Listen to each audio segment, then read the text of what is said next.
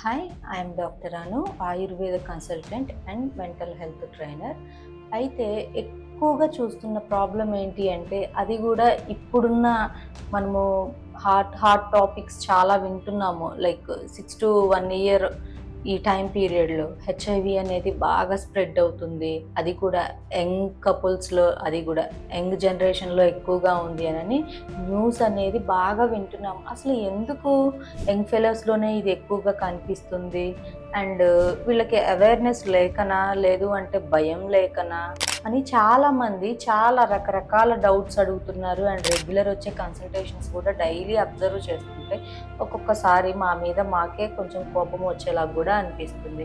ఎందుకు అంటే like 6th to 7th class నుండే హెచ్ఐవి అంటే ఏంటి, అండ్ అది ఏ విధంగా వస్తుంది, అండ్ వచ్చిన తర్వాత అది మళ్ళీ పక్క వాళ్ళకి ఏ విధంగా ట్రాన్స్మిట్ అవుతుంది అని బుక్స్లో చాలా క్లియర్ కట్గా స్కూల్స్లో టీచర్స్ కూడా ఎక్స్ప్లెయిన్ చేస్తున్నారు. అండ్ దానితో పాటు ఇంట్లో పేరెంట్స్ కూడా కొంచెం దీని గురించి వీళ్ళకి ఎక్స్ప్లెయిన్ చేయడం అండ్ కొంచెం సోషల్ నాలెడ్జ్ని కూడా ఇవ్వడం చాలా మంచిది. Like 18 years, 20 years, 25 years below age ఉన్న వాళ్ళలో ఎక్కువగా చూస్తున్నాం అసలు.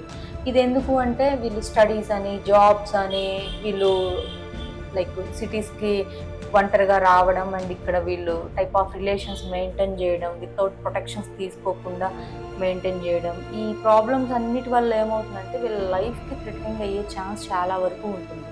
అండ్ బా మేల్కి లైక్ ఆ మేల్ పర్సన్కి కనుక ఉంటే ఫీమేల్కి ట్రాన్స్మిట్ అవుతుంది. అండ్ ఆ పాపకి గినక ఉండి ఆ అమ్మాయి నెంబర్ ఆఫ్ పర్సన్స్ తోటి గినక సెక్షువల్ రిలేషన్ మెయింటైన్ చేసింది అనుకోండి, ఆమె నుంచి ఇంకొక నలుగురికి, ఇలాగా ఇదొక చైన్ సిస్టమ్ లాగా ఫాలో అవుతూ ఉంటుంది, ఇంక పొడిగిపోతూ ఉంటుంది. కానీ దీనికి ఒక ఎండ్ అనేది లేకుండా ఉంది. మనము ఒక 3 to 5 ఇయర్స్ బ్యాక్ చూసుకుంటే ఇంత ఓవర్గా లేదు హెచ్ఐవి అనేది. బట్ మరీ ఈ 2 ఇయర్స్ నుంచి, 1 ఇయర్ నుంచి ప్రతిరోజు న్యూస్లో ఏదో ఒకటి వస్తుంది.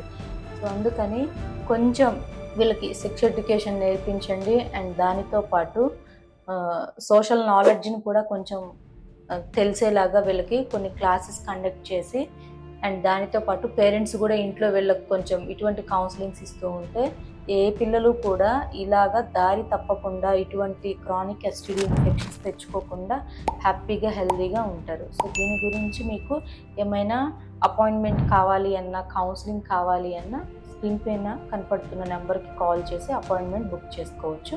Thank you.